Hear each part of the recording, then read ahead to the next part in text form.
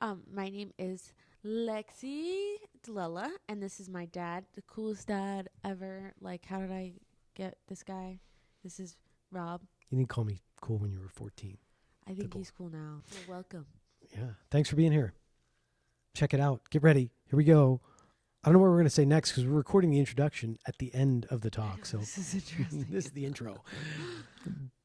But I think you're going to like it because we just did it and we did some really cool, authentic, real stuff. So stay tuned. You don't want to miss this. It's going to be awesome. So I thought we would have different conversations about different things that we normally talk about anyway, but just have them in this arena. But things that we need to cover or talk about anyway. One that we already started talking about was my sister, was Tracy. So I don't know how we'd ever weave that into here anyway, but at some point it is a real conversation because it's the truth, it's honesty, and it's real life. Part of our who we are. Yeah, and it's reality. Yeah, she is. I mean, she's a part of this, part of the family, and it's a part of what's going on in life, and it's not all Roses. yeah, it's not all the good stuff. That's her reality, and it's always been that way. But I think one of the things I was thinking about was it's always been that way, that there's always been something, and then how to make something, having something good come out of something bad. So I don't know, like when you're in the middle of something bad, you don't know what good's going to come out of it. But, you know, right now, my prayers, and I'm hoping that Tracy sees the light of addiction or whatever she's in. I mean, I don't know, that's my assessment of it, but whatever she's in, I hope she gets better. And this is a point for her, a turning point for her. Somebody said, I hope that Tracy does what Poppy did, which was, you know, come out of that coma that he was in and have a huge finale. I just always it's crazy when you think about addictions and stuff, and you look at somebody like Tracy, and she has that laughter. I mean, think of all the funny times throughout our whole life. She's just the funniest person I know. And looking at where we're at now, it's like, how do you even, how does this happen? And it's happened to me. It's happened to a lot of people in the world. A lot of people struggle with this. So it's reality, and it's bizarre, and you don't know how to process it, and you don't know how to handle it until you're the person in that situation. Yeah, well, I don't, having been around it all my life in some form or another, and, you know, having you have your struggles as my daughter, having my dad have his struggles as my father, and my grandparents, and many other people in my life, around my life, who've struggled with this, and the helpless feeling. And the other thing I struggle with, too, for me is that could be me. I mean, it hits, 40 or 50% of it is hereditary, or 50% of there's a 50% chance that it's going to happen down the line. And, you know, that could be me. And I saw her the other day, and it hurt me so much to think, well, why am I okay? And I'm not okay. I don't mean okay, but why is that not happening for me, like that path? I mean, I've, you know, like almost feel guilty about it. So, but I've been around it. You've been around it. You've been a part of it. We've, you know, it's crazy that we're talking together this way when it could have gone so many other ways in your life too. So, that is another thing that I say, wow, there was something bad, some things that went really south or really bad.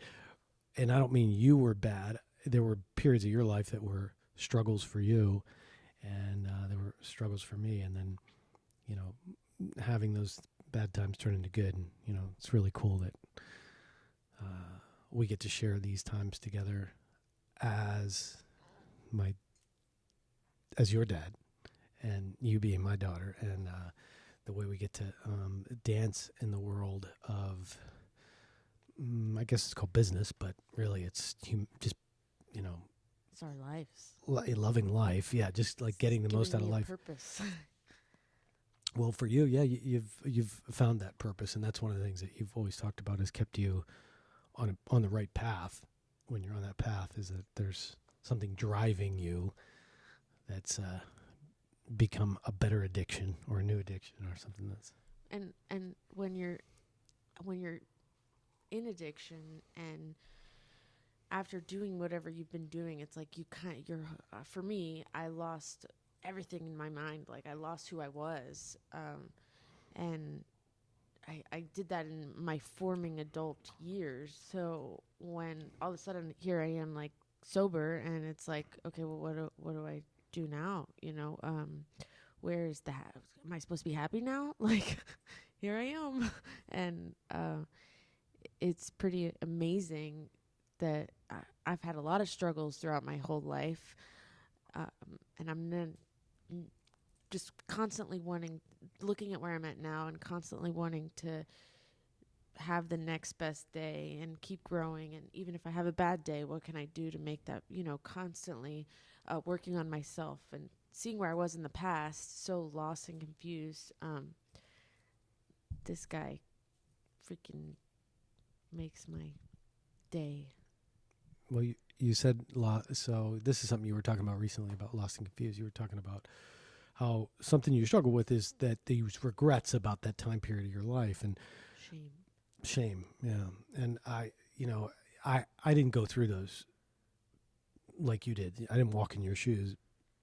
But for me, I wouldn't be who I am, and I wouldn't have gotten to what I got to in my life if you didn't go through what you went through, and you didn't put me through anything, but I went through it from my perspective as your dad, seeing you struggle and go through what you went through to come out this way. So it all was a blessing as much as it sucked, and I can't even imagine what it would have been like. And now you live with that in your head, and you've talked about having regrets, but I really see it as, it was a tremendous education for you in a I wouldn't wish it on anybody to go through that way, but the appreciation, the person that you are now, the empathy, the love, the kindness, the compassion that you have for other human beings, and the way you are with people, the sensitivity you are to other people, the way you have it. Well, it happens to fit in this business really well. So your personality fits really well with taking care of people and being in the people business. So, but also you have the poppy sort of side too, which my father was the founder and visionary behind this whole company to begin with, and he was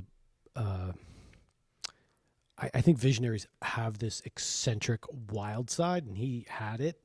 And you have some of that too, Totally, for sure. I was in 6th, 7th grade, well, maybe a little older, and we would sit and eat lunch, and I was like a teenager, and he would just tell me these eccentric stories, and I would be like, whoa, that's my poppy.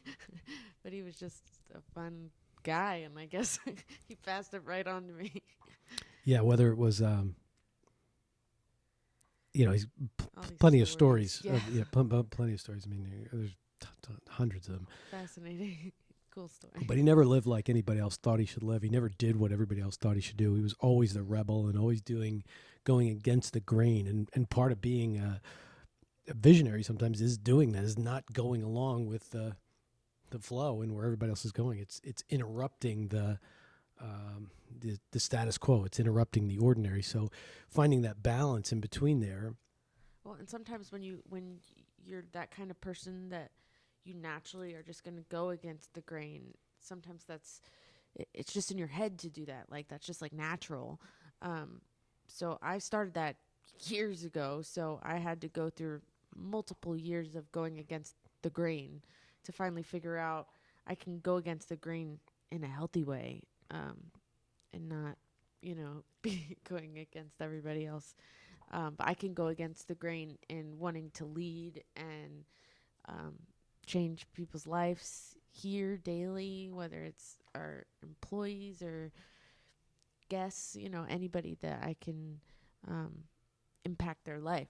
That's different for our industry, and what we do is special, and that's going against the grain too. Yeah, in a good way. And for me, I mean, you inspire me to think differently too, because you follow a lot of trends and ways that people are adapting socially or not adapting, or where things are going. You have a keen eye for a lot of what's happening with that, and then we have discussions about it where, we'll see where, businesses or people tend to just follow that flat line, that trend. Well, everybody's going this way. Well, everybody's going this way. Well, what would it be if we went this way and we took a turn there? We did something differently, but in a different way, because you think, and I think the rebel side, and I don't know, there's a blend of all of that, but I think you're able to.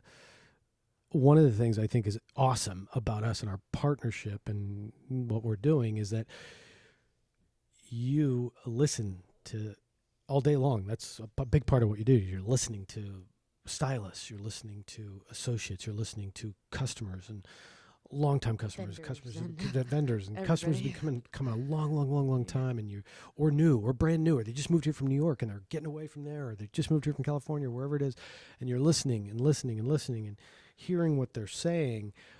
So the finger is so on the pulse of what's happening, or a 5-year stylist who is just hitting that mark where they're just becoming somebody who's they've always dreamed to be, and we've always seen this greatness in them, and they're just starting to blossom in this tremendous way, and your ability to guide them through that space and get them to that next place is comes through listening too, because they're all in different places. Whether it's somebody who you just had last week who came back to the salon for the first time since the pandemic because they've been nervous about being out in public, so they haven't had their hair colored, and it's their first time back, and that's the type of person we have to be sensitive to, as well as the people who've been coming since May 10th when we open back up again. Different people are in different spaces, but your ability to listen and hear and then take in whatever there is, and then the conversation we were having yesterday about the Lush, the store that empowers their employees to The bath bomb store. That's how they started. Now they have like soaps and stuff, but and this isn't something they like heavily market. I've seen it just in a couple TikToks, where it wasn't necessarily like there was a TikTok of a woman being a Karen in a Lush store not wearing a mask, and the girl said. What was her wording? The employee said, "We're all empowered to be mini managers." Yes, all in place. Yeah, and just the way. I mean, that's something we've talked about forever. Talked about we all have the ability to make somebody happy as an employee here. You don't have to have some title.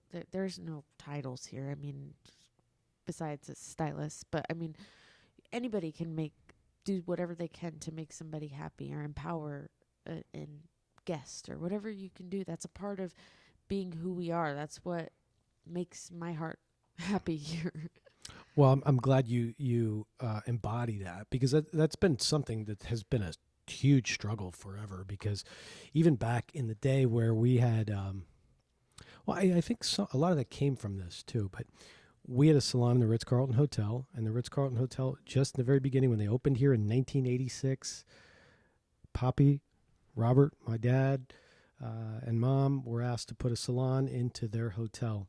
It was before spas, and it gave us an opportunity to be on the inside of what the Ritz-Carlton Hotel Company built their foundation on, which was, extraordinary, notorious for extraordinary guest service, like really over and above what service was. That's how they became known. And they would let me sit in on their managers meeting. I wasn't one of their managers, but we had an operation within there. So they included the vendors with some of the things they had going on. And they had titles, but they also empowered people, everyone, to be able to to do what it took to make somebody happy. You know, they would tell great stories all the time. I mean, I remember the story of this guy who was a hotel guest there, a repeat guest, and they were one of the first to really track the history of each guest, like where they stayed, what hotel. I mean, maybe they only had 5 hotels in the beginning or 10. This was between 86 and 90, I guess. Well, I was not even thought of yet. Yep, you weren't even an idea. But that's interesting. Well, this guy wanted, one of their repeat guests wanted a particular kind of fish, and I don't know whether it was a salmon that, you know, we have more local grouper and Florida type fish here, snapper and those kind of things, and they probably served salmon too or whatever this fish was, but they didn't have it, and they had it flown in for this guy. This guy was there for a week, and he wanted this particular kind of fish, and they had this fish flown in for him. I don't know how they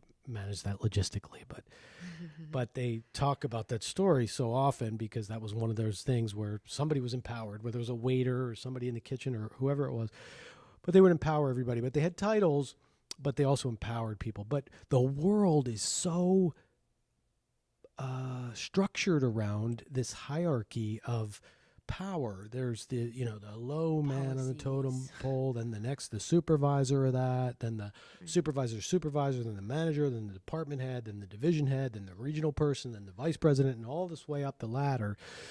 And it's why I think it's Disney World that it spends more time training their street sweepers, because they're the ones who get asked more questions than anyone else, because people don't want to ask someone who looks too important. They don't want to interrupt them. If somebody has a suit on, they won't ask that person a question if they have the Walt Disney World. So Disney World would empower or teach the street sweepers more about guest service than anyone. We spend a lot of time on that. But for us, there's always been this yearning of who's in charge, even internally, like who's my manager, who's my boss, well, is she my boss or are they my boss, or like this need for structure. And I fought against that because I never, it always backfired. We'd try it just because the world was doing it and it was the way they said things should go, and you have to have this absolute hierarchy of power. And the moment sometimes somebody would get into that position, they would put themselves above the other person instead of below.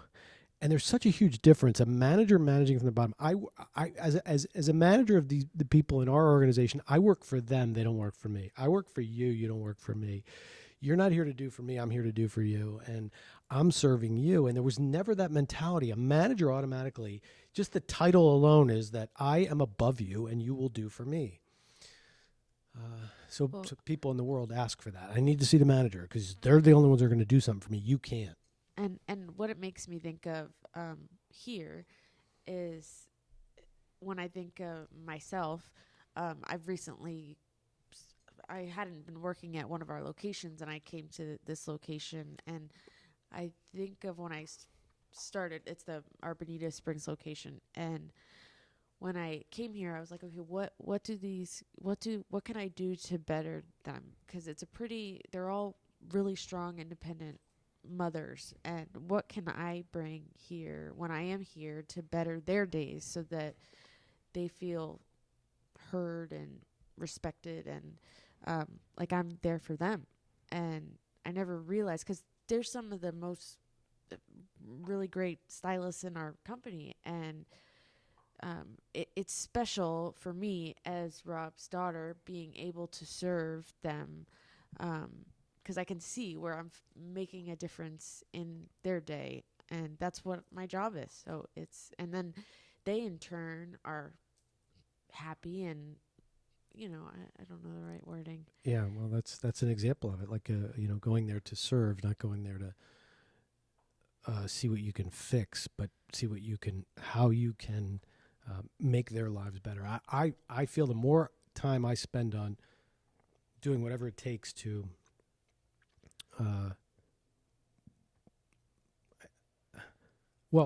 to listen and serve. Like, what do you need? What do people need on the team? And everybody needs something different. Everybody's in a different place in life. There's nobody who's in the exact same space. I mean, just here the other day, we're at the Bonita location, Promenade location, and was talking to 3 of our stylists in the back room, and they're all at a different stage of motherhood.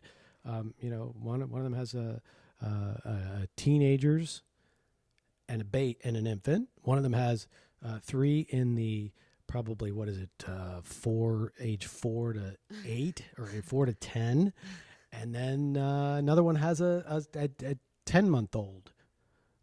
All in different stages of motherhood, like completely different stages, guiding each other through the next space. But so people are always, got one of them is a single mom, and the other one's got a dad help, which is nice. But the ones who don't, like everybody's different. So whatever we can do, and the same thing for our guests and the people in our family. I call them people in our family, our customers. They all have different needs too. And I think if our team is empowered, and not this to have this be about me, but you talked about managers in that level, and I don't even know how we got down that avenue, but people having, if their life is great inside and out, if they don't have a ton of fear, a ton of worry about how they're going to get their next rent check or how they're going to get their next meal, or then they can do what they love, which is to take care of people, which is to do great hair because they're good at it. And anybody on our team is damn good at it because they spend a lot of time getting that good, because we train the hell out of them and we put them through hell to make sure they are great, and they are. And they've been willing to put themselves through that. Not everybody makes it through that. That's a tough road to go through, and they have all done it. And to do that and come out the other end tells me that they're committed and devoted, and they're in it for the long haul. They're not just, they're not just looking for the next chair. Yeah, they've worked really hard to get there. And they also know that, they are in control of the destiny of our future, that we share in. They're part of it. Absolutely. I mean, it wouldn't be anything without them. They are it. So it's not like this thing up here that this manager needs to protect and hold on to. They are that. So that verbiage that they said that Lush, the store Lush said, the manager that was caught on, they're all managers. The associate that was recorded with this Karen woman who was yelling about the CDC guideline. Our Lush company was here. That's not good enough. I'm so sorry, I don't really know what to do here for you. You need to let me come in and shop. I cannot. I personally would get in trouble for that. Okay, who's the manager? Yeah. Okay. And we're all mini managers here. We're all floor leaders, so we are all correlating the floor. So you're not following the CDC guidelines. You're not following the governor's mandate. You're not aware that he's opened us up. We're fully open. We're stage 4. So as a privately owned company, we're able to make our own rules. And we have decided to follow the CDC guidelines where masks need to fully cover your face with no holes. We do have those available. And we've gotten together and made the decision that these are the practices that are going to work for us in our private businesses. This is how we're going to do it. So it wasn't like corporate said that we need to do it this way. They had aligned on whatever that was. And so, I know that not everybody's going to align on always everything that we do, but for the most part, we're going in the right direction, and they have something innately in them, everybody on our team, that has them love what it is that we're about. And that's about what you said. What gave you purpose was to love. I mean, ultimately what I see it for you is that you have this tremendous gift to love and take care of human beings, have people feel very nurtured and loved, and experience your kindness in a special way, an authentic level of kindness. I sometimes overdo it, but I love What do you to mean? it. What do you mean overdo? I don't know. Sometimes I'm like, do you need a drink? You haven't, you're sweating on the side. Let me do, but I would rather be that way than. Yeah, I mean, to me, that's not overdoing it. That's like genuine concern. Like it could just be, would you like fries with that? Because we say, well, ask everybody you want drinks, but you're genuinely, you see the sweat rolling down their brow, and you're genuinely concerned. Or they're cold. The AC is really cold, and let me get you a hot towel. And that's a different level of care and concern. So, I mean, that's the kind we love. That's the kind that. I just raised my hand. So Was that being a daughter or a student or a? Probably all of the above. Okay. When I was a kid, my dad would teach seminars, and he would always ask me the night before if he could practice, and I would listen, and I had no idea what he was talking about. but he would have a whole list. This is why he's such a great speaker. I can't even keep my words half together half the time. He would have a whole list, and I would sit there and stare at my dad reading me his seminar for the next day. And but I wanted to say, so my name's Lexi, and so I'm from Naples, Florida, obviously. This my father, and my grandfather is his dad, and my aunt is Tracy, that's his sister, and he has another sister, Audrey. We're the DiLellas, and the mommy, Marlene, that's my Nana. She's in heaven. So is my poppy. But so I grew up this was my whole life. This is all I've ever known. There's pictures of me in the shampoo bowl in Naples, Florida. And I feel like Naples, Florida is different than Naples, Florida is just Naples. It's a special place if you haven't. Beautiful. The flowers arranged perfectly in the middle of the road. Everything's just beautiful here. Pleasantville, as my friend called it. Yeah. Yes, yeah. And so that was my whole life. And as my dad was saying earlier how different people in our family struggled with addiction, I feel like mentally, however that impacted him, my life got to wherever it was, and my life, different. We all have our different paths in life, and I went down a lot of struggles my whole life since I was 14 years old. I was kind of a little brat, and I actually went to Utah. Actually, Paris Hilton's talking all about this right now. This is a very popular trending topic. Which is what's the hashtag for that? Hashtag breakingcodesilence. It's very popular, and it's interesting because I'm seeing all these other girls getting attention that went there too. I'm like, well, that's weird. So I went to, just because I was a brat. And so I went to, my parents didn't know what to do with me. I mean, I don't know. What do you do with a bratty 14-year-old that screams her head off and is doing inappropriate things? So I went to Utah, out of all places, in the middle of nowhere. And you totally changed my life. I come from this beautiful place, Naples, Florida. Every time I would get in trouble, my mother would take me shopping at Abercrombie. I lived this great life and did whatever I wanted. There was nobody gonna tell me no. And so going there was kind of like, holy crap, this is real life. And I learned a lot there. I didn't have breaking code silence, but I learned a lot. And then I there's never anything, you think you go to that, and I thought my life after that was like solved. Like I was good. I got a bunch of therapy. Nothing's wrong with me now. I'm good. I'm perfect. And for the next couple of years, I was good, and I continued to struggle after that. I went through my own addiction. I had a baby that passed away. I've been through it. My life's been turned upside down multiple times. And so that's why when he's saying, I allowed so many toxic people in my life. I've gotten many poor situations. And I just never saw a light at the end of my tunnel. Like once you do so many bad things, you're like, there is no more for me. Like that's it. Nobody's going to care about me, after you do so many horrible things. And that's why. Well, horrible things. Horrible things, like it's stuff you do in addiction. I mean, not horrible things. Well, just what are those horrible things? Because people know you didn't kill anybody, right? No, I didn't kill anybody. Yeah. It's more. See, I that's know what I you mean. did, but I want to make sure you make it more in your head, because that's not how I was raised. That's not my value system. I was going against my value system and everything I did. So what were some of the things you're doing? Doing drugs and.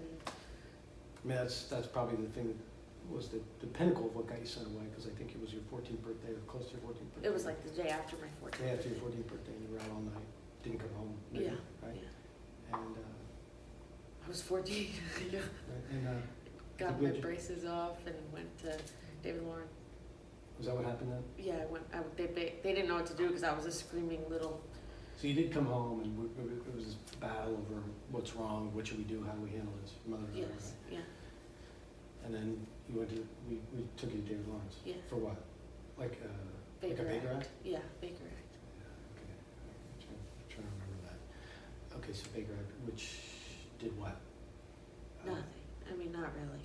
Actually, I mean, It protected you for 48 hours. 72.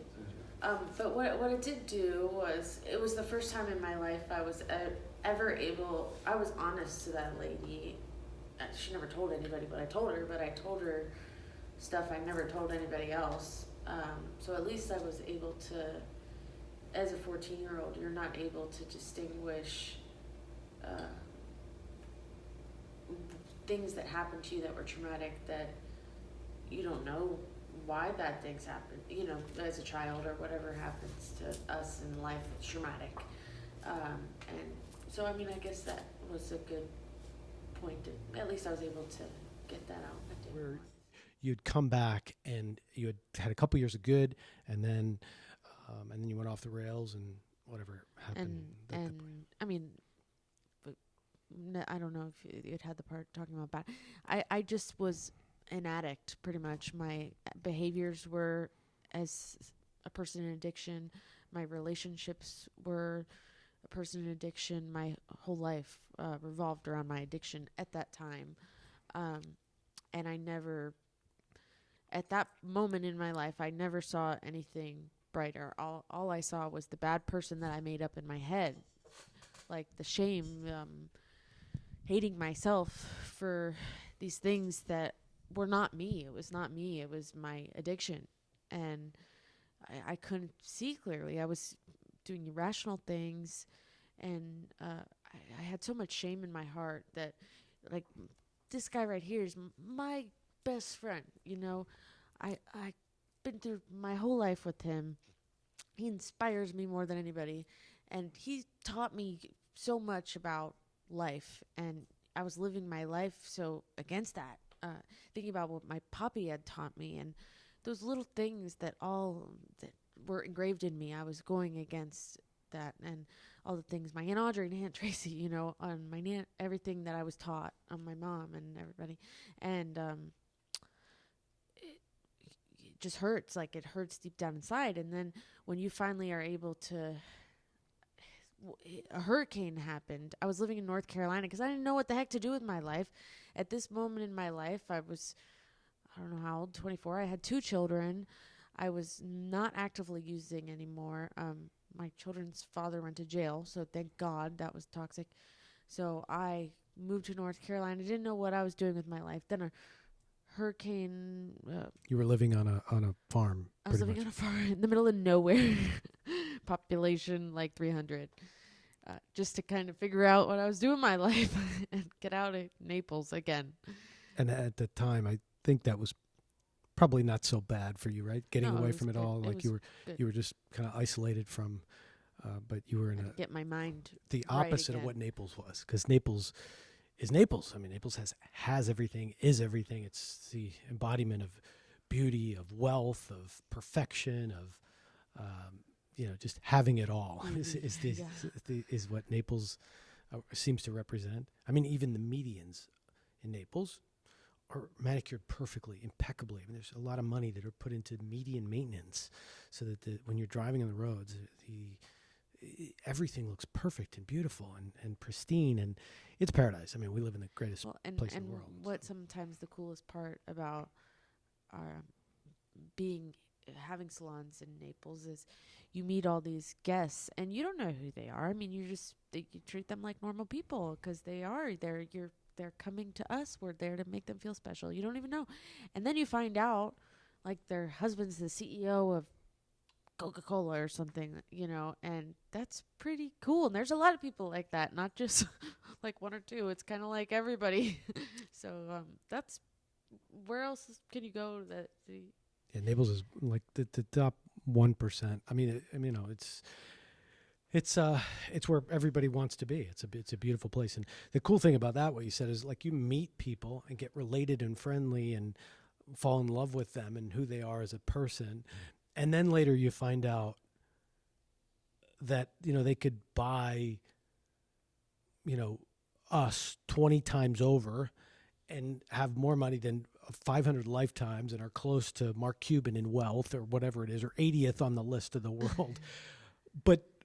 But having developed that relationship with him, not knowing any of that, maybe you saw the car that they were in, which was awesome, but at the same time, not knowing any of that, just them as a human being, just, I love you as you are and who you are. And then you go, oh my gosh, because probably if I would have known that she was the wife or that he was the CEO, I would stutter a little bit talking to them because I'd be just so in awe of what that man has accomplished or what that family or couple has accomplished, because I get kind of starstruck or in awe of people who have done incredible things. So that's cool that we have that in Naples. But back to the hurricane. So you're in North Carolina because you're away from the people that were bad people in your life, bad influences. Yeah, okay. And I just had my second child. I had lost custody of my daughter at that time, and I don't even like to think about that or remember that. So the fact that I'm saying that out loud. Yeah, but I think it's great that you are, because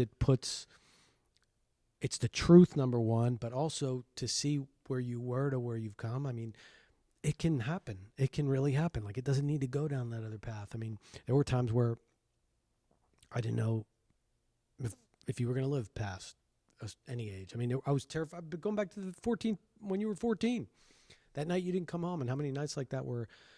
And now, listen, I don't say that it was you. All of it was you, or that there's something wrong with you, because I know that the environment that it was in or how I handled and dealt with a lot of that was not the very best. I mean, I have a tendency to enable and was not, and probably still do that, and not the best at recognizing when I'm being manipulated or when I'm being had, and setting it up so that I could be manipulated. And not necessarily the manipulation was it, because that's also me saying, oh, it was you again, but I think my ways kind of sped up your problems in those areas. I mean, it didn't help.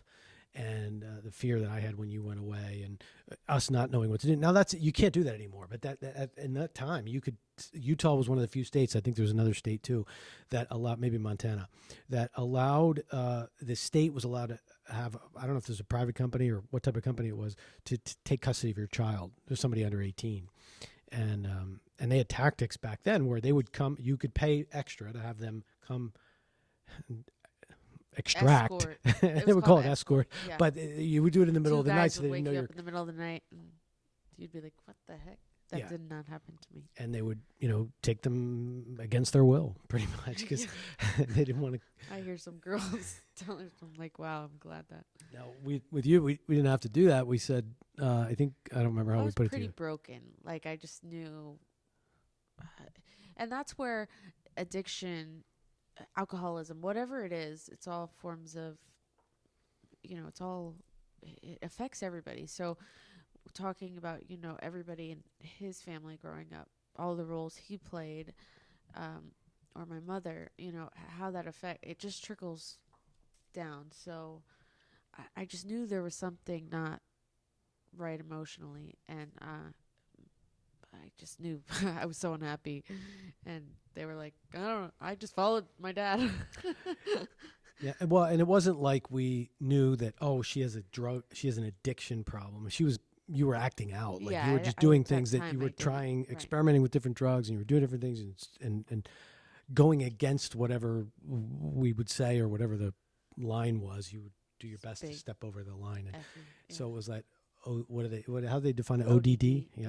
Which is oppositionally defiant disorder. Yeah. Okay. So I didn't know what that was, but we didn't know what any of it was. We didn't know what to do, but it was this, I don't even know how we found out about that program, but it was very expensive, and you agreed to, because we didn't know what to do.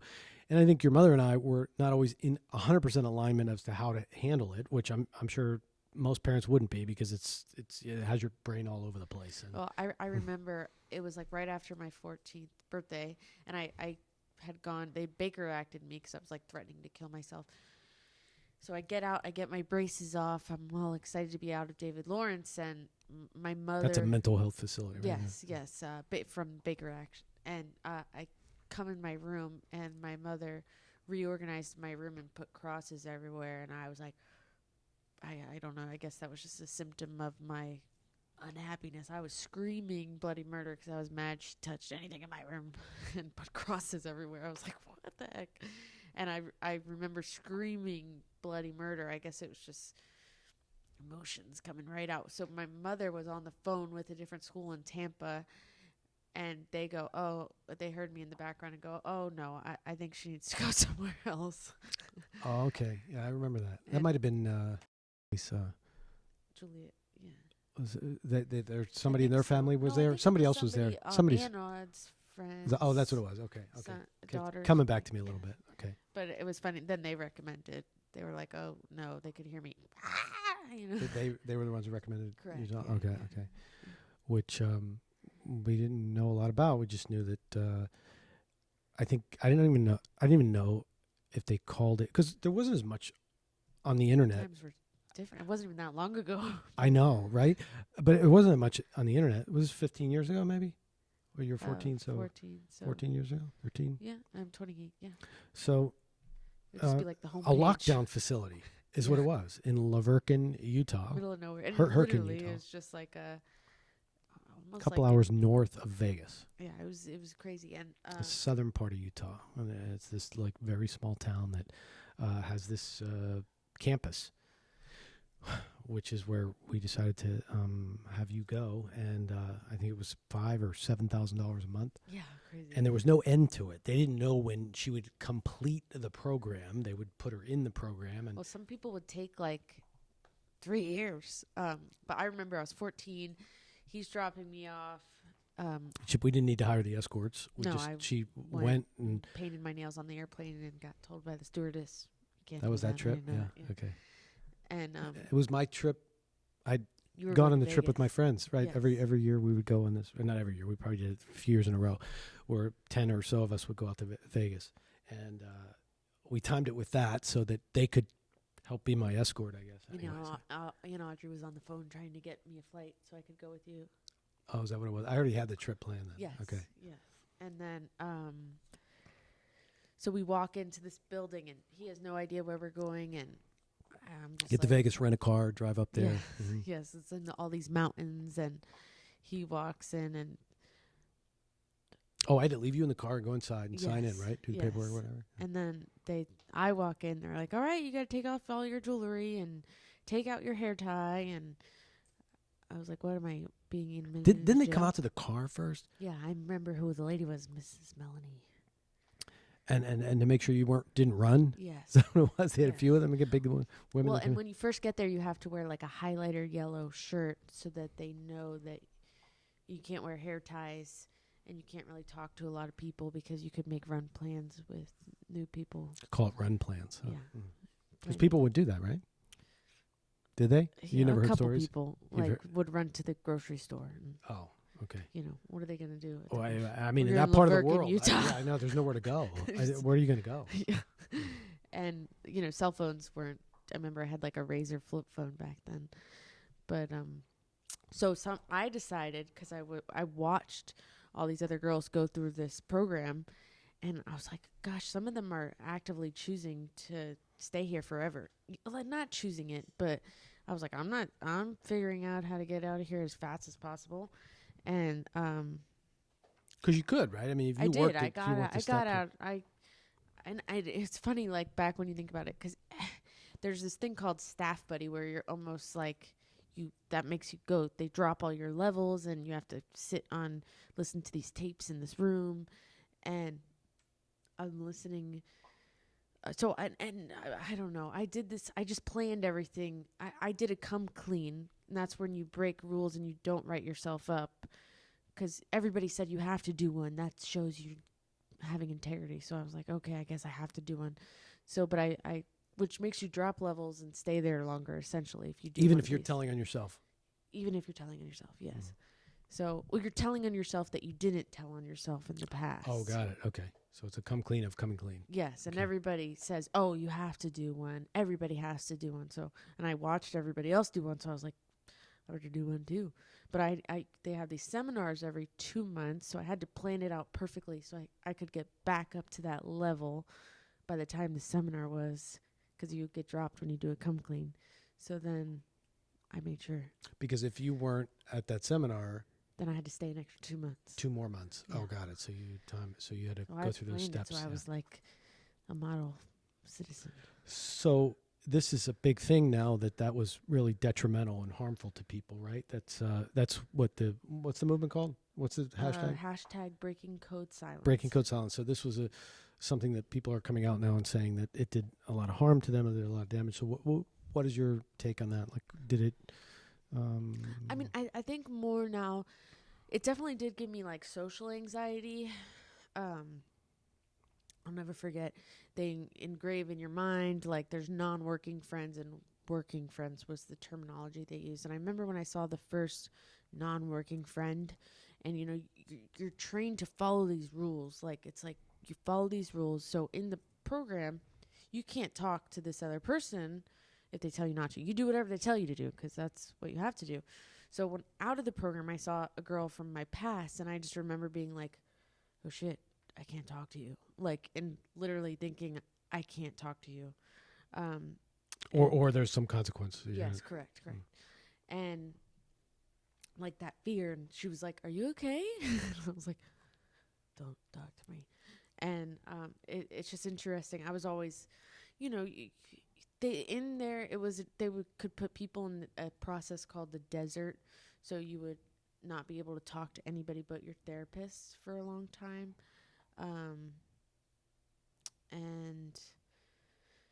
But you're rooming with other people. Yeah, but you can't talk to them. You can only talk to yourself. Like, can't even talk to yourself.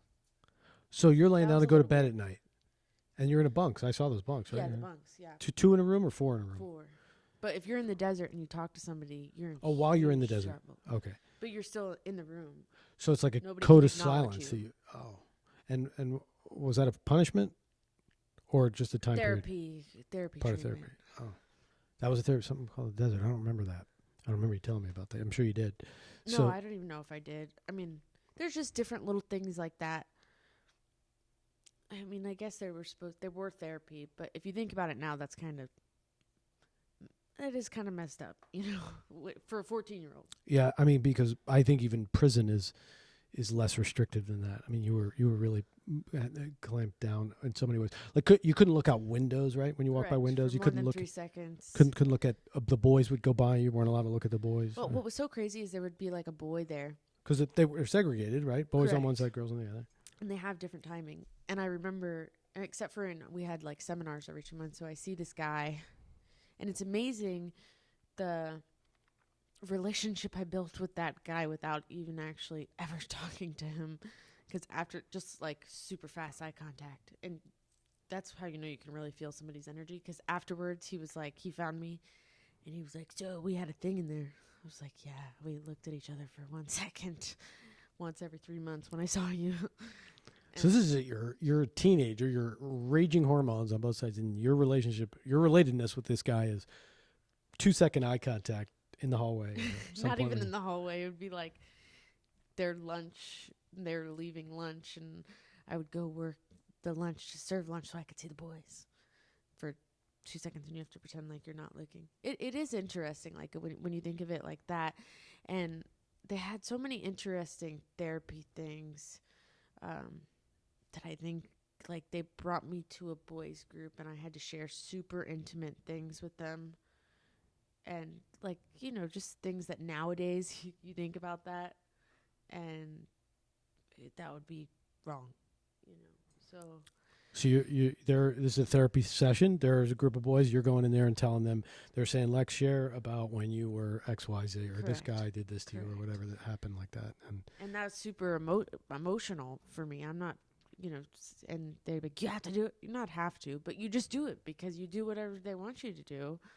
Not that I didn't think it was horrible for me. I think I kind of needed that at that moment in my life. Yeah. But I guess some people feel differently. Well, it is interesting to think about the suicide rate among people that have left there. A lot of people have killed themselves or died from overdoses. So, because some people, you got to think about too the dynamic with their parents that was built after that Like, I'm freaking grateful for you, but some people don't have that, you know. Well, I mean, there could have been a lot of resentment that they were sent there too, I guess, too, right? On top of that, it could have been anger and bitter. Totally. Yeah, I still see it. I'm in the group with all the girls, and it's amazing. It's how many years later, and they're like, F test bias, you know, which I get. I have empathy, but it's 14 years later, you know.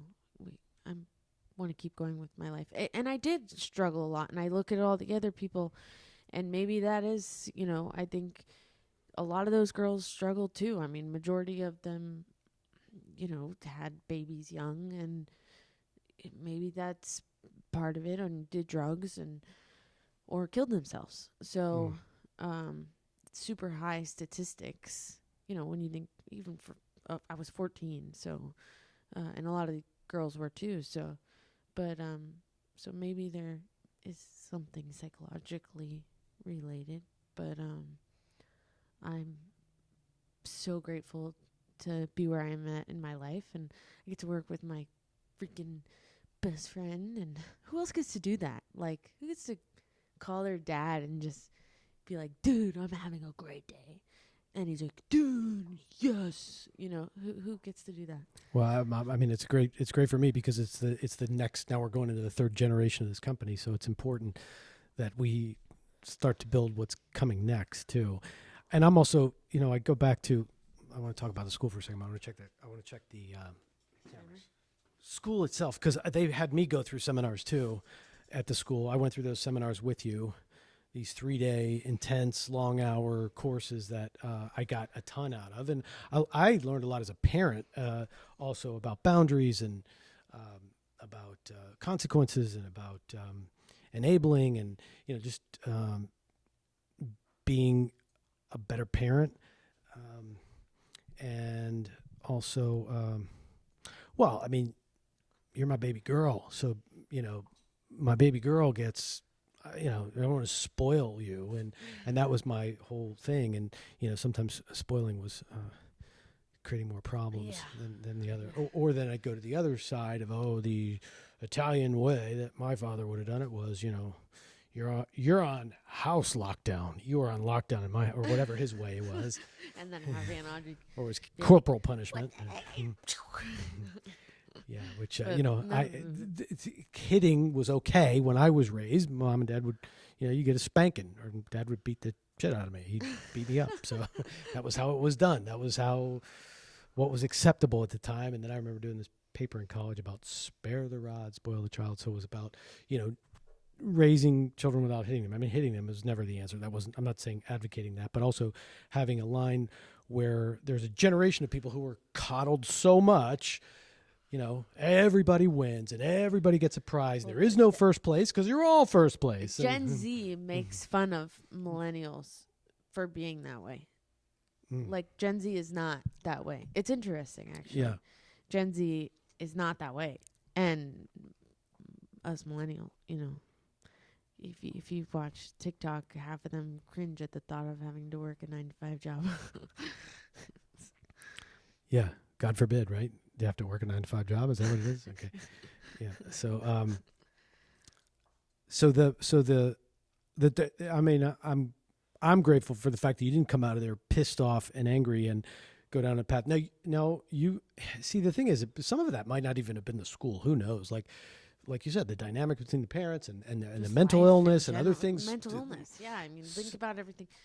You know, I'm just trying to have empathy because I never did. I always thought all those kids that were pissed off, I thought that they were just, like, seriously, like, can we just, like, live our lives? And, but some of them, maybe that stuff was super traumatic for them. Maybe that was traumatic. So, I just try to have empathy because, I don't know. You don't know. So, but for me, I think it's when you go back from now in the world we live in right now, and then I think about it, and I'm like, wow, that was kind of fucked up. But yeah, because there's just no way right now. Right. Like, I mean, so much of that whole time period of what you went through and what the decisions we made are just not allowed, unacceptable completely. I mean, for somebody to come take you out of your house at 14 and take you to this lockdown facility, when you didn't break the law. I mean, Right. technically you didn't break the law. I mean, you never Right. got caught. Right. You did break the law, but you never got caught. Right. Is what it was. But you weren't being prosecuted by the local They weren't authorities. sending me there. We were saying, listen, to keep you alive, I think this is the best place for you to be right now, because I didn't know what to do. Mom and I didn't know what to do to keep you from hurting yourself anyway. Well, so that time period for me, and then you all that you went through and all that happened got us to where we are today and got us to where we are now. So that's why for me, like, obviously I can't pass judgment on any of those people in Paris or any of that group of people. I mean, I understand that whatever happened to them, I mean, it had to be a pretty big deal. That was like hardcore military. That was beyond military. That was lockdown. And some people, like, think about it. I was there for 14 months. Some people were there 3 years. That's their whole height. You know, what else do they know after being there? You know, as far as in those formative early years Right. of puberty And, or life. Yeah. some of them, they would go to this, it was like a dark room, and they'd have to sit in isolation by themselves for long periods, you know, and I never did that because I was goody two shoes. But some of the girls had serious ODD. So I mean, I'm just glad that wasn't me. Well, you learned how to work the system and you That got is yourself what I through did. it. and, Yeah, which you've always been great at. See that, yeah. But at least I That's a good maybe thing, did though. that, That's- but it wasn't like a manipulation for the wrong reason. It was a manipulation because I was like, I'm gonna make my life better and get the fuck out of here. Yeah, well, I mean, you were always a great student. You're always bright. You're always top of class. School came easy to you, a lot of that. And then there was this point that happened in your life that you got to that there. And then, you know, just whatever happened. Either it was the people you were associating with. It was so many things. Naples, the Multitudes. world of Naples. And so I wouldn't trade, you know, although as a parent, I think as a parent, you have this vision or this pathway that you dream your children's go down, and you kind of set up their life like, Do oh, that they for need to do this. myself, you They know? need to, get the right grades, get the right teacher, play the right sport, go to the right school, do the right thing, the be the right person, GPA. be in the right clubs, do the, do all the Sport, things that are, like that really make me look good. I mean, really, that's what it is.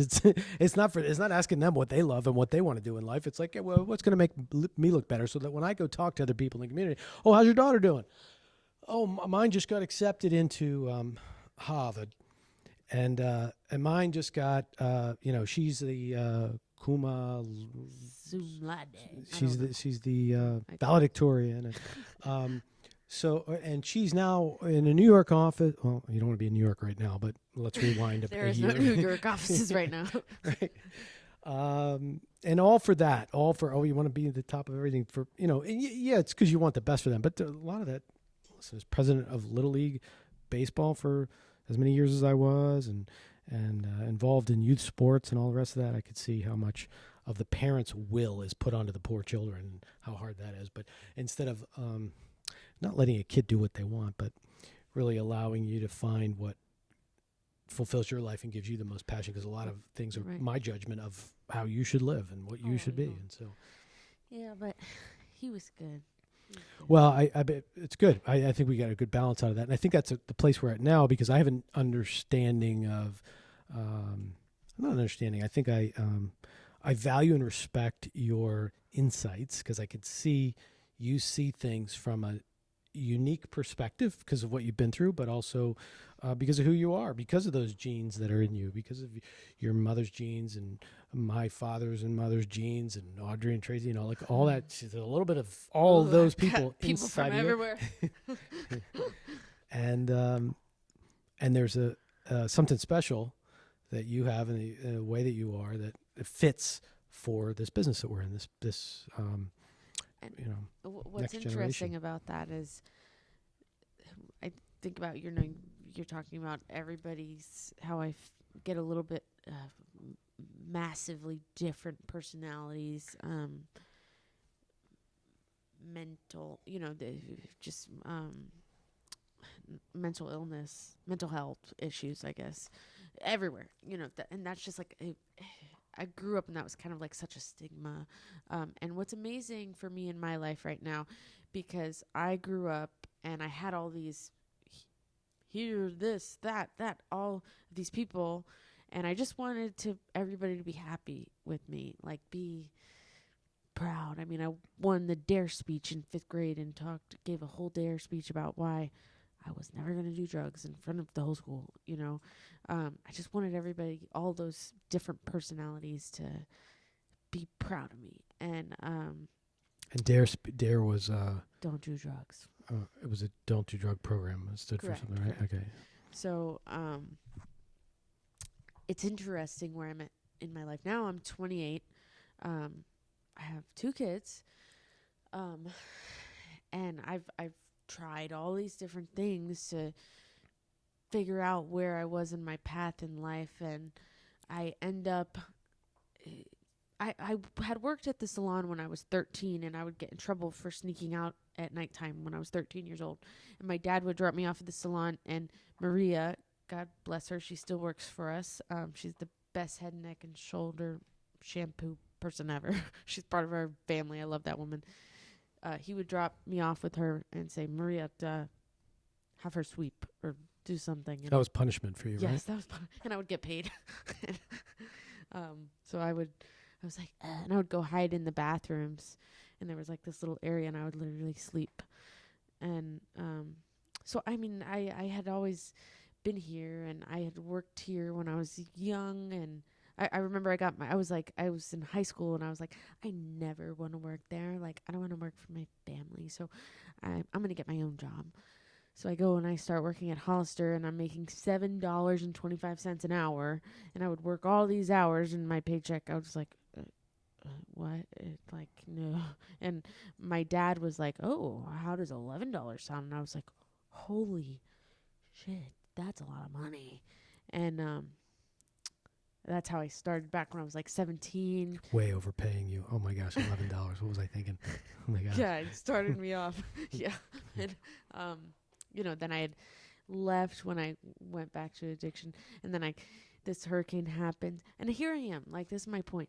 I'm here. I'm not in North Carolina. I'm in Naples. I have both my children, and I'm doing what I love every day, and I'm at a place mentally where I love my life, and I'm so happy, even if not everything is amazing right now.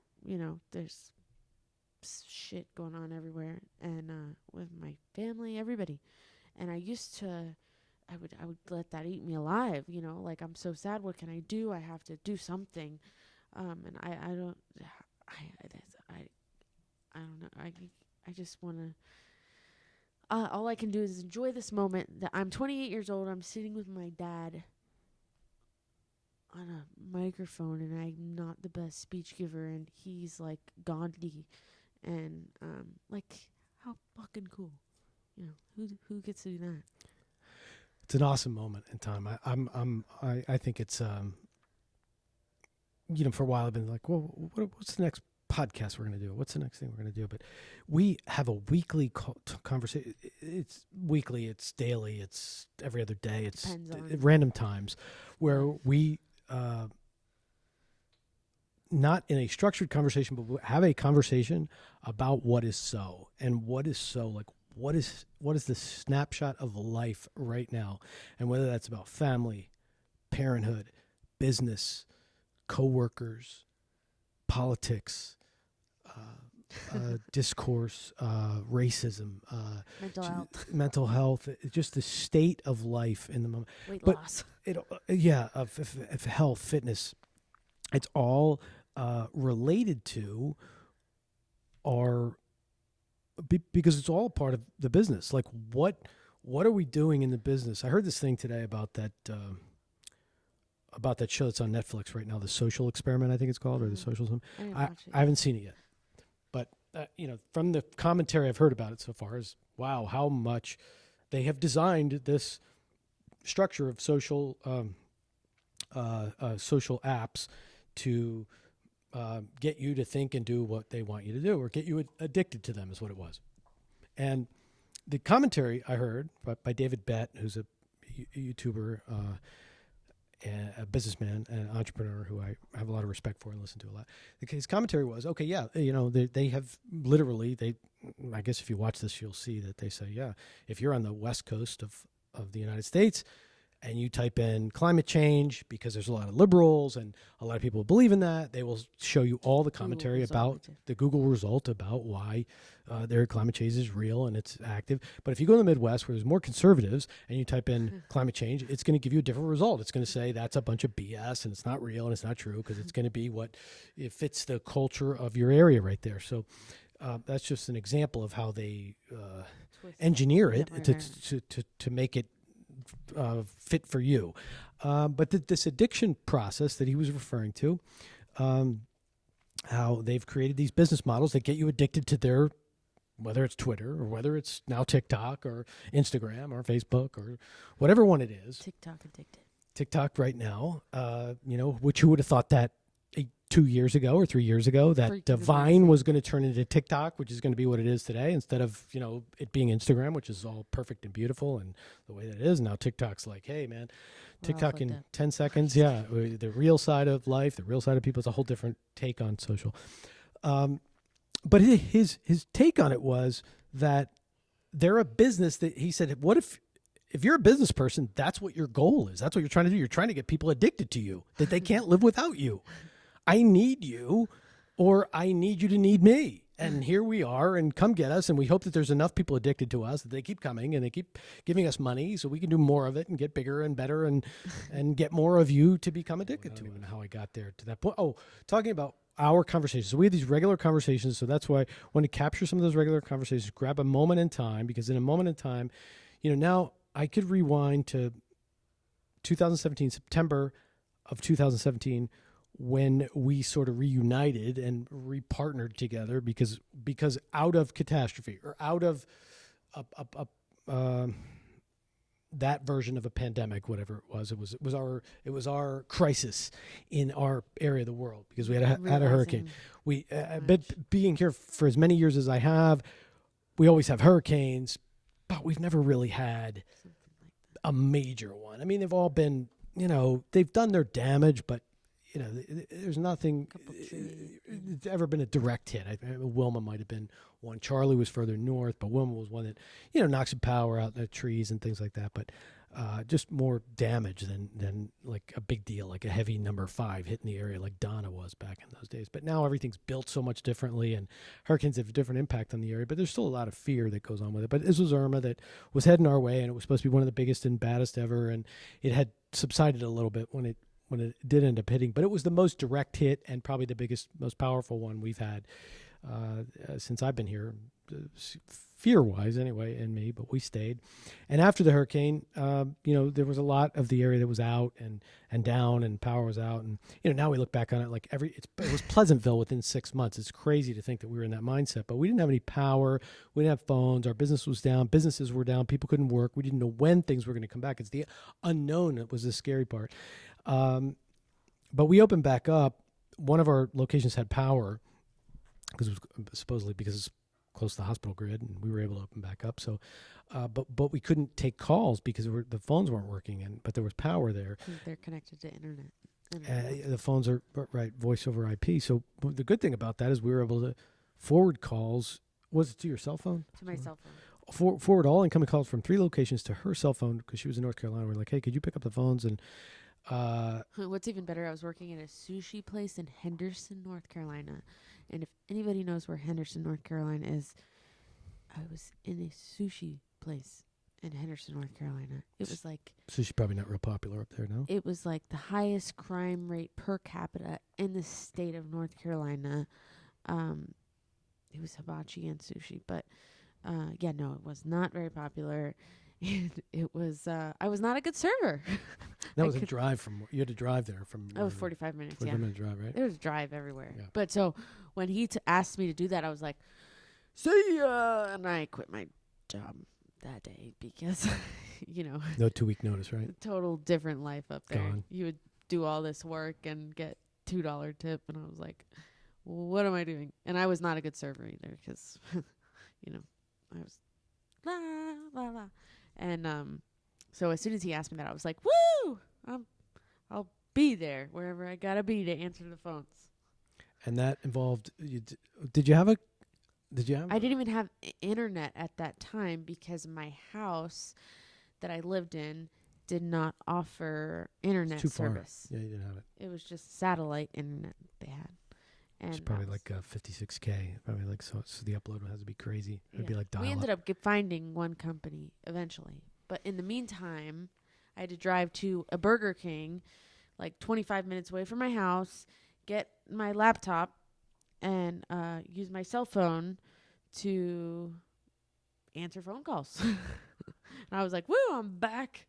And I was so grateful and appreciative to be with my family, like talk, that was special. Well, she was the lifeline for so many, because people not only wanted to get their, I mean, it wasn't about getting their hair done, I think, more than anything. It was more about talking to somebody, making sure that things were okay, making sure. See the news, but who knows? People were up north and their homes were here. They wanted to know how things were here. They wanted to know how people were here. There was a lot of unknown, and we represent something to people. I mean, they're part of our family. They've been with us. We've been with them. We love them. They love us. We've been in their lives for a long time, and we've been in theirs. So they wanted to talk. And I remember my first phone call I answered was Linda McCartney, and I had known her previously when I worked there. And she goes, "Oh my gosh, what's going on down there?" And I was like, "Well, I'm actually up here in North Carolina," but it was. People were worried, there was all different kind of worries, and it was, I don't know, it just lit a spark inside me and gave me that purpose, that gave me something else I could focus on besides sushi in Henderson, North Carolina. Because that was, I think, rehire number 2, because she had been fired twice before that.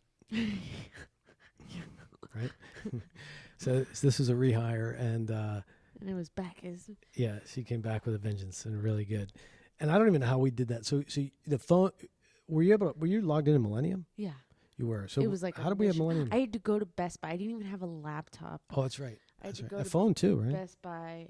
A cell phone too, yes. Yeah.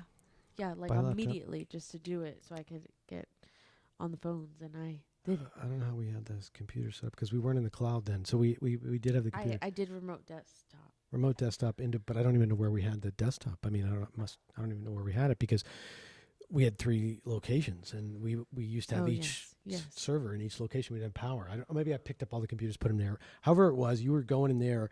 Oh, that's right. Then we didn't have access to that, so we would write it down on paper initially. Wasn't it on paper? Yes, because we gave away. We were giving away free services to everybody. Oh, that's right. We opened up we just said free. We were just like, anybody want to come get a shampoo, get your color, haircut, blow dry, just come on in. So people started. We couldn't collect money. Right. We couldn't take credit cards. We couldn't collect money. But people wanted to work. We had our team of staff. They wanted to work. So, but we couldn't pay them. We had no money coming in. So, so everybody got to work, and they were just generously able to work. And some people were, paying, tipping, paying. Yes. Right. They were just some of the guests were just happy to see and talk to somebody, or hot water. Yeah, to be able to take a shower, charge their phone, or not take a shower, wash their hair, coffee. Yeah. We have amazing cappuccino. And then we had air conditioning, because September was hot. September 12th, 13th. Hurricane was September 10th. So for a couple of weeks, some people didn't have power for a month. After that, so to be able to come in. And then I would answer these phone calls, and it was insane. I mean, I was getting like 300 phone calls a day on my cell phone, and especially, we were doing free services, and I would text my dad and be like, it was him and I working together. We always just worked so well together, because I just jumped right back in there like I was never gone, and I was like, okay, 2:00, there's this. 3:00, there's this, and he was writing it all down. We had to reinvent a whole new system again, because we didn't have a system. It was on this paper. was like a brand new thing, a brand new way. We had 3 locations boiled down to 1, with 3 locations of people boiled down to 1, and whoever could work. Is so-and-so working at this hour? Who's working at this time? Well, their car broke down on the way, or they couldn't get gas. Gas was a problem. Oh, yes. That was the issue. So some people couldn't get there because they didn't have enough gas, or the gas stations weren't open, and the lines were too long. Yes. because the fuel wasn't here, and then you didn't have people. So, but we had to figure out how we were going to record who was coming in. And did they come in and put this one in at 2:00? Oh, and yeah, because did we have phone service? I guess we did have cell service. Cell service had come back. Cell service, yes. Yeah, so you were able to say, I was able to text you and text, tell you. right. Or call you. And then we didn't always have supplies either. We were trying to get supplies. We had what we had. We would run out. Yes. And so crazy. So that introduced to us remotely being able to take calls and answer the phone. So you did that for a while. We got through that crisis. We reinvented ourselves out of that crisis, and that's when you came back. And then you did that. Did you do that for a while from North Carolina? Or did you move shortly after? I did that for like a year. From up there? Yes. Because we have pictures and of you. I was like, I want to be here. You were in the Burger King, which had Wi-Fi, with a laptop and the phone, answering the phones for Robert of Philadelphia while you were... Very high crime rate, please. But nobody knew the difference. Like, they didn't know where you were. But you were there. You were from a Burger King. Knew they never kicked you out, right? They let you stay there. They wouldn't kick. Because it wasn't like going to Starbucks. I mean, Starbucks, you could do that. You hang out and Right. do whatever you want. Starbucks, people talk on the phone. And I remember I had like not a lot of money, so I was hungry, and I'd be like, can I get the $1 French toast sticks? And I would like savor each bite of my change French toast sticks.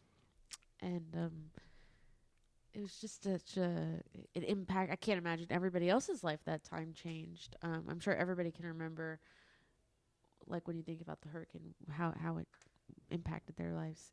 And wow, it changed our business model. I mean, really.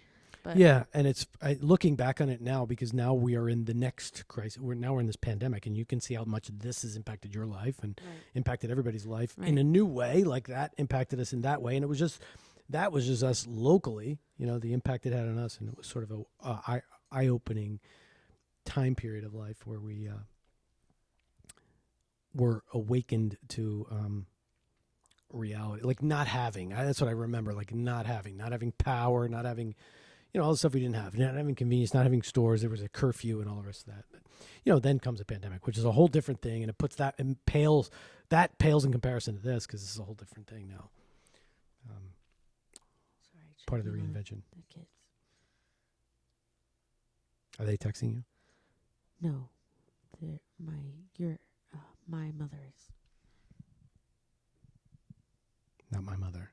My ex-wife. I know. I just felt weird saying that. So. No, it's okay. It's okay. I wanted to clear that. I wanted to figure out in my head what it was too. It felt weird saying your mother. Ex-wife. Like your. Yeah. I thank you for delivering 2 amazing children. So I'm grateful for the fact that I don't have any regrets. I'm grateful for the fact that and I had to go through what I went through to get to where I am, and I don't have any regrets about that. I have you and your brother, and I'm grateful for that. Thank you for that. My life. And I have one thing I want to say. So I was speaking to one of our employees the other day, and she's recently gone through like a super hard time in her life. Her father passed away, and just her whole life is she's young. Her whole life has changed upside down radically. And I was trying to just listen to her and hear what she had, like feel her feelings, because sometimes you don't always know the right thing to say when somebody's upset and something like that happens. Sometimes you just want to be there, and so I'm listening to her and I'm like, well, what can I say, and so it's funny, the first words out of my mouth were, you need TikTok. And it's just funny what I was just thinking about what they were all making fun of me because I love TikTok.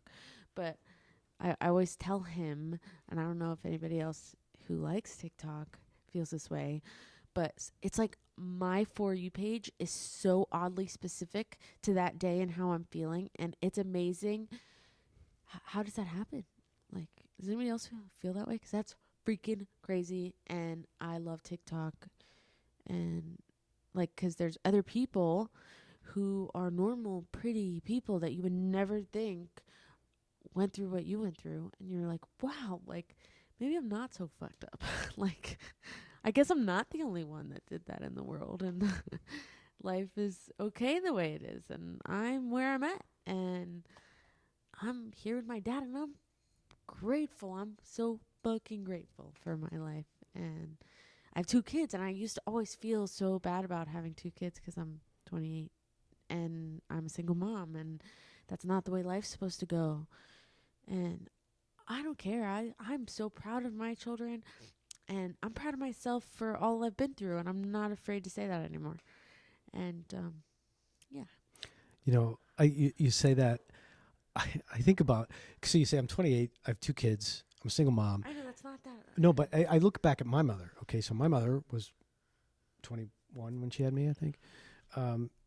And she was married. Okay, so she did it the way society said you should do it. Right. To Poppy, my dad.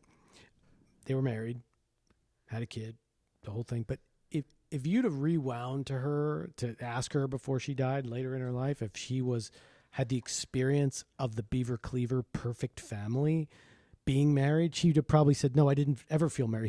He was a drunk. That's no secret that he was. I mean, it progressively got worse, but he was a bad guy. He was a bad guy. Like, he cheated on her. He admitted all this. This is no like the thing I'm talking about beyond the grave. Wide open about it. He was like, it was almost in his mind, in this culture that he was raised in, or the way that he was raised, it was okay to have a gumad, as they called it.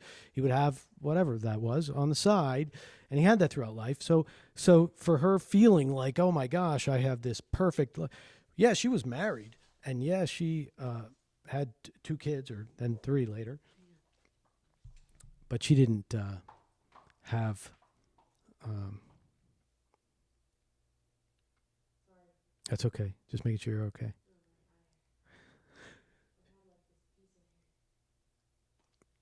So she was married, and but she was no more than you. Like, you were probably better off not having your children's baby daddy is the term, in jail rather than with you. But he's not now, right? So that's good. You all right?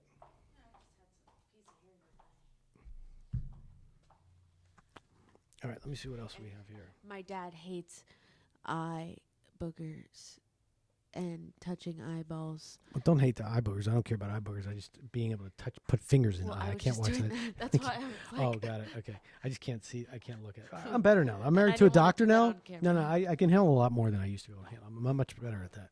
Although I don't know about touching the eye. I can't touch my own eye, so I won't be able to do that. So I wanted to, and I don't know how many we're going to have on here, but I wanted to touch on a couple of the questions that we see on. You can keep doing it. You're fine. You could fix it. You can fix your eye.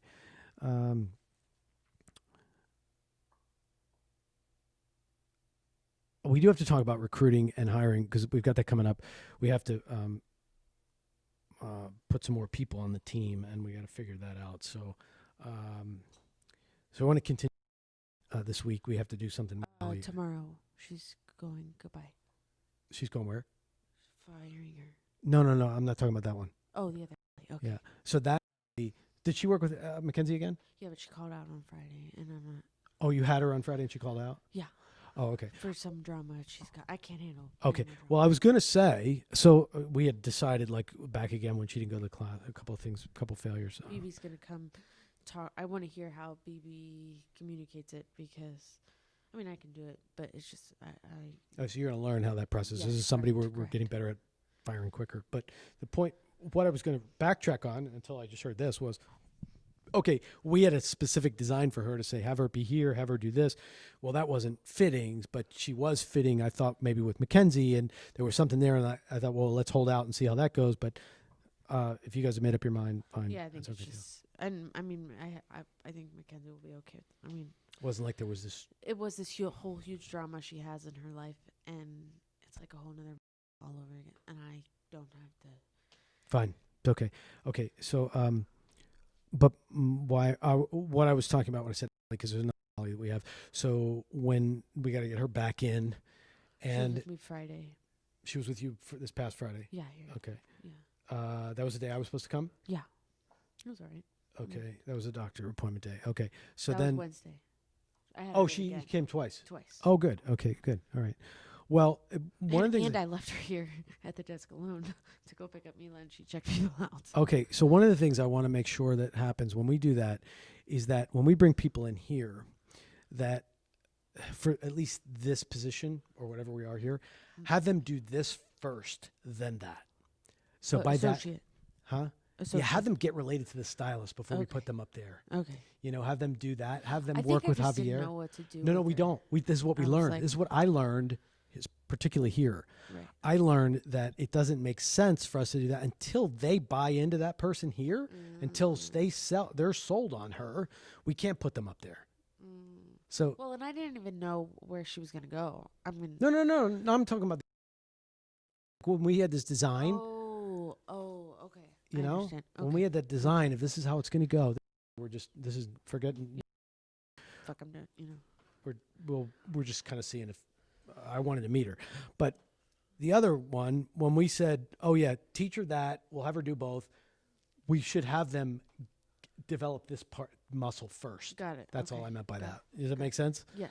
So that they, then this group knows her, loves her, cares about her. If they Right. do They're or invested in don't, her. they're invested in her. Then they start going up there and doing that part. Before we just had them there to start with. So I don't know that that's the best. And maybe it varies by person, but I think that's the way we do Yeah, that. I was they were like it was cute because Wednesday, and I was like, yeah, sometimes I think we just do, because I called this girl who I mean I it's well, here's a little interesting backstory.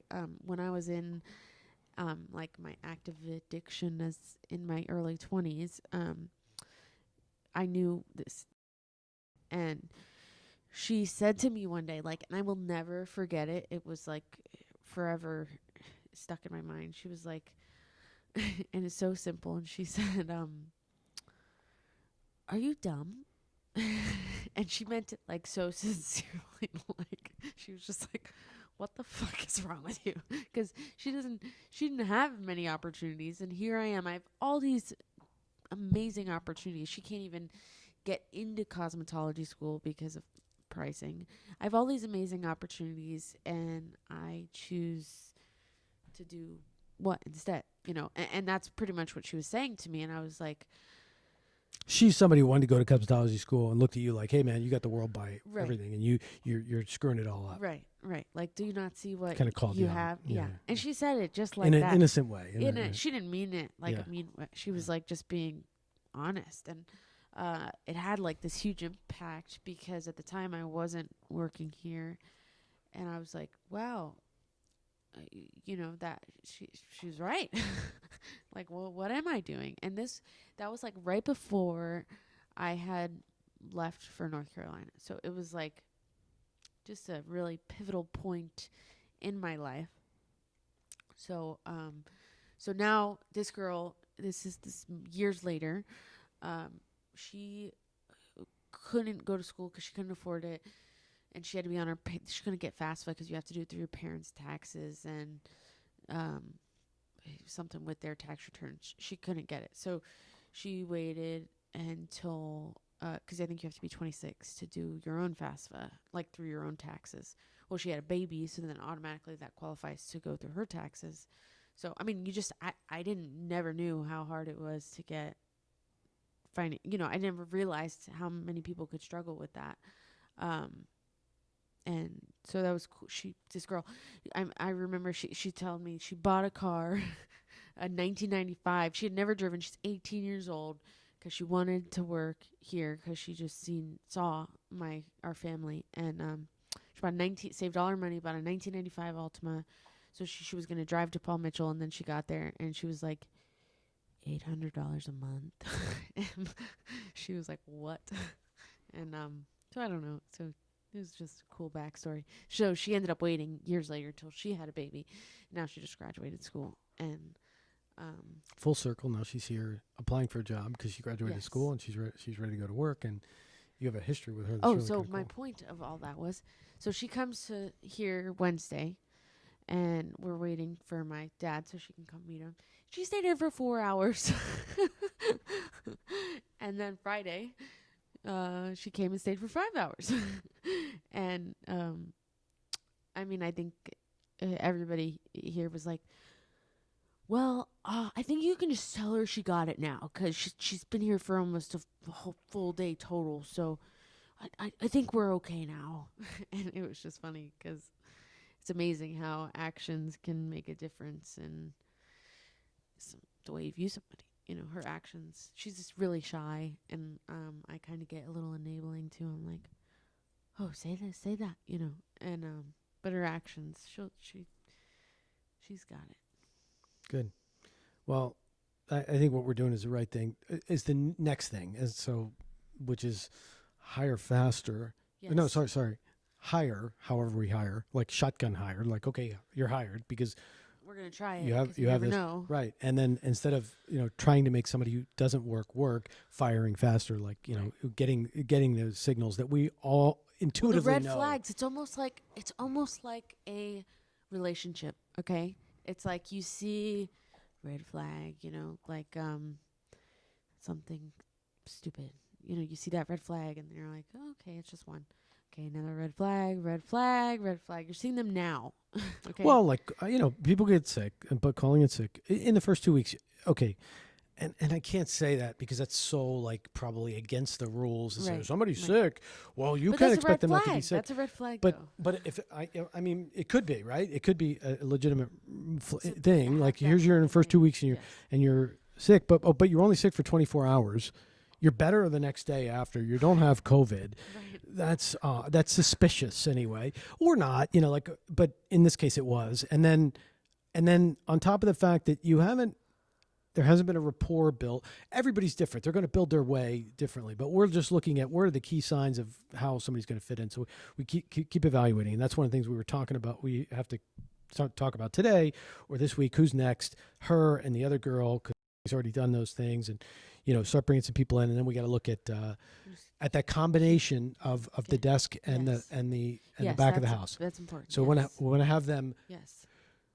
Now, when you're bringing them here, you want to have them start back here. So you can do both. Right. Okay. In between, you can do both, but start them back started. here. Okay. You're with Javier. You're going to shadow, or you're with Jade, and you're going to be with her for the day, or you're with Christy, or you're with Brittany, or whoever for the day, so that part happens, and it's not them sitting on the stool up there waiting for you to check somebody out, which we found out. Yeah. And that we're learning from it. I don't know. This is a new way we have to do it. So this week you got the coming at all this week, but we'll make sure that let's make that happen this week. Yes.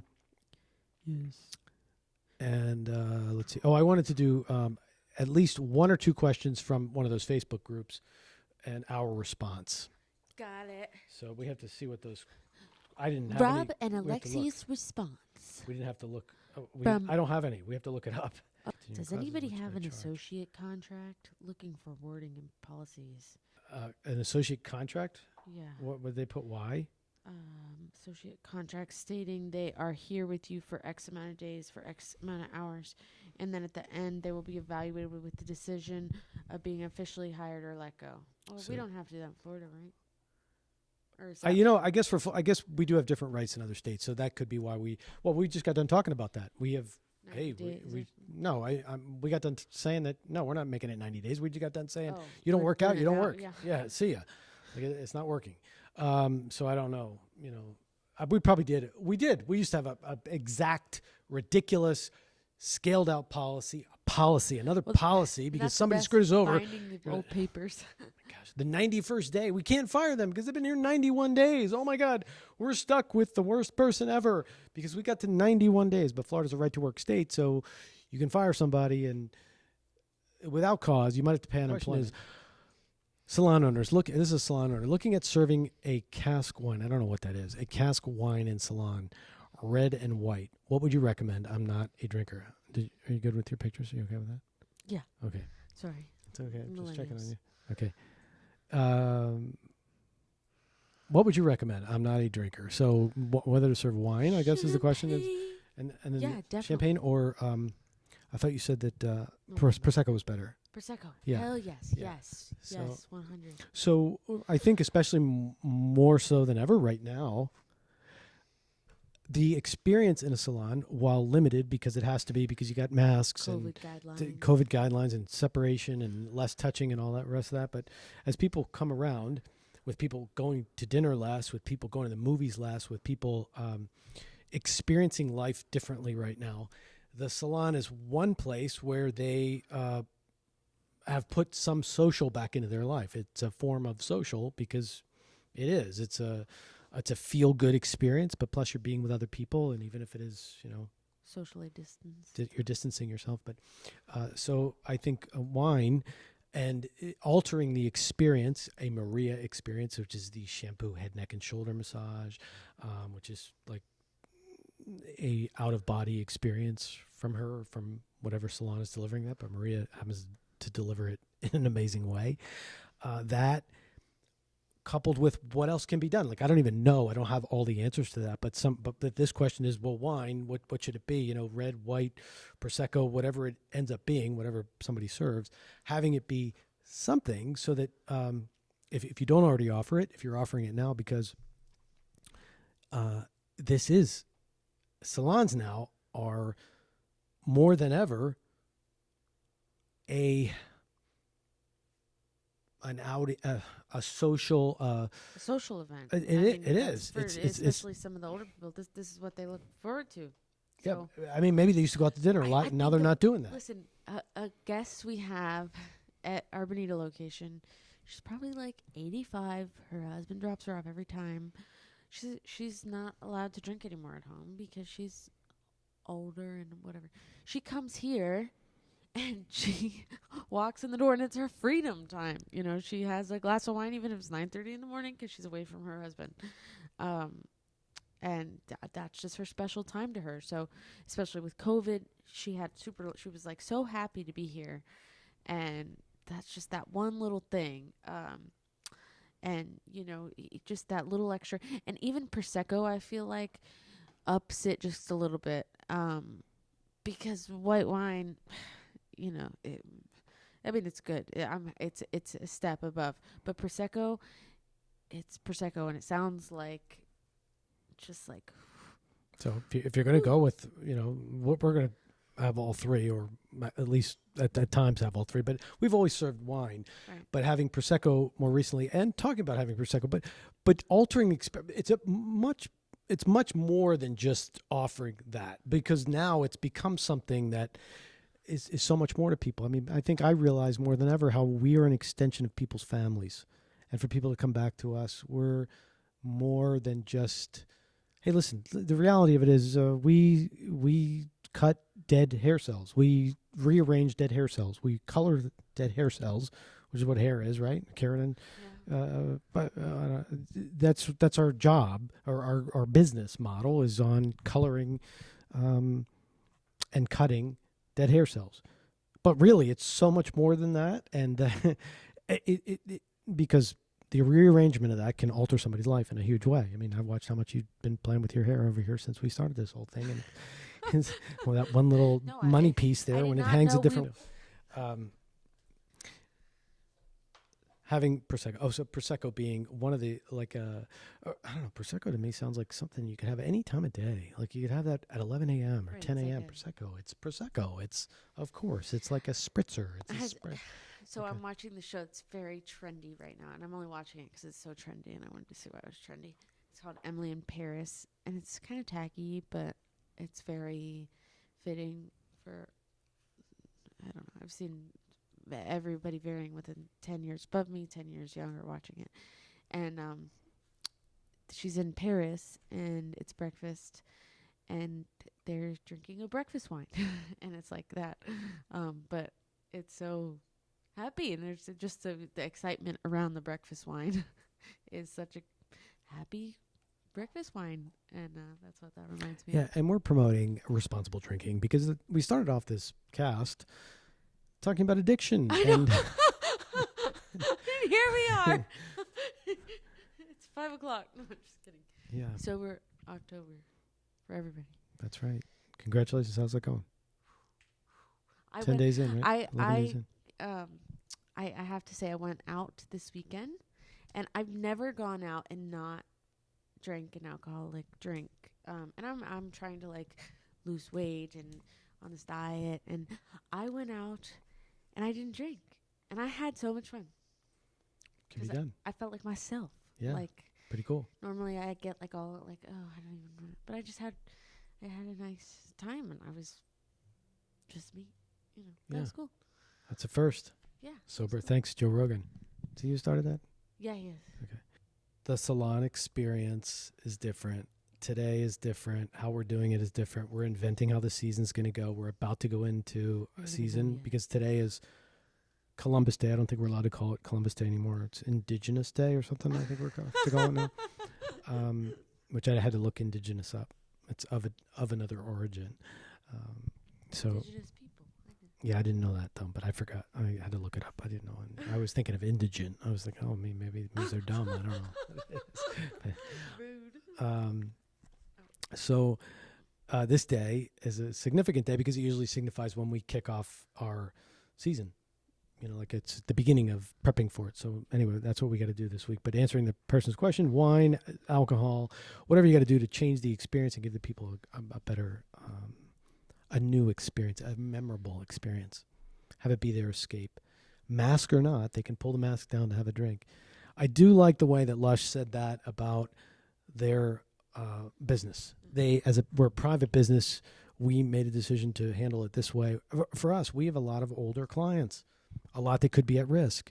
And then we have a lot that may believe in the virus and a lot that may not believe in the virus. We have both sides. We're running a business. We're running a business, and I want to protect whoever. My wife's a doctor, so I have some insights that I probably wouldn't ordinarily have about viruses and disease and you know, things of that nature. And she spent an awful lot of time immersing herself in how this virus reacts, and all the rest of that. That's not her specialty, but I'd say she's more educated on it than me, and she's educated me on it quite a bit. So the way we've chosen to do it is based on whatever knowledge I have to make sure people are the safest. And you know, whether people agree with that or not, I have to do what's in the good of it for all of us. And I want to make sure that we have a business and that we have people who are healthy, and we don't have any known cases of it, known that we know. You know, we had some people who were who did test positive in July, and they did their quarantine period. And the people who were with them as clients during that time, of the 90 that were in the salon that week, no one was reported to have contracted the virus, because we follow all the precautions. We wear masks, we sanitize in between each person, we have the correct spacing, and do what has been recommended and more, because right now all the restrictions have been lifted. We don't have to have any specifically, except for within the county. You still have to have within Collier County, but not Lee County. We're in Lee County right now. Or the city of Naples. Well, that's in the county though, so they do. Oh, they do? It's within the county. I don't know how they enforce that. I don't know how that works, because both of our salons are in the city. So I saw a girl in Key West that got girl I know. She got this was before that was lifted. She got a ticket, and it's either $225 or 25 hours in Key West. Service. Oh yeah, wow. I think now that the governor has asked that communities stop doing that. Yeah, he did. Yeah. What I'm appreciative of is the fact that we're in Florida. People say, "Oh, Florida, your governor just didn't do anything about it." New York, we're back on lockdown again. New York's doing it the right way. California's doing it. But our governor's left it up to the people in each individual business or the community businesses. So it's our choice to do it that way. And you know, some people say, well, yeah, but you're going to have people who are wild about it and going the other way, extreme, and not doing the right thing. And that may be too, but it's our choice to do it this way for our business. So that's how we're doing it. Okay, now we do the ending. All right, thanks for tuning in and listening. If you're watching this on YouTube, nobody watches these things on YouTube, but if you are, I'm going to ask you if you liked it or not. If you did, tell us. If you didn't tell us, I think there's a way to do that. You're going to either hit the thumbs up or the thumbs down. I don't care which one it is, but just so that we know which one was you. A like or a dislike. And then if you really liked it, click the subscribe button to say, hey, want to see what else you guys are going to do. That lets us know should we bother. And that's for our YouTubers. I think there's probably some that we'll do on Lexi's TikTok, so that's TikTok oriented. And then there's Facebook on top of that too. So either way, thanks for hanging around. Thanks for tuning in. Thanks for being a part of our family. We love you. We appreciate you. Thank you. We'll see you soon. Bye. Bye. Okay, that's good. That's cool. I felt like I was Joe Rogan. You were. Hashtag goals.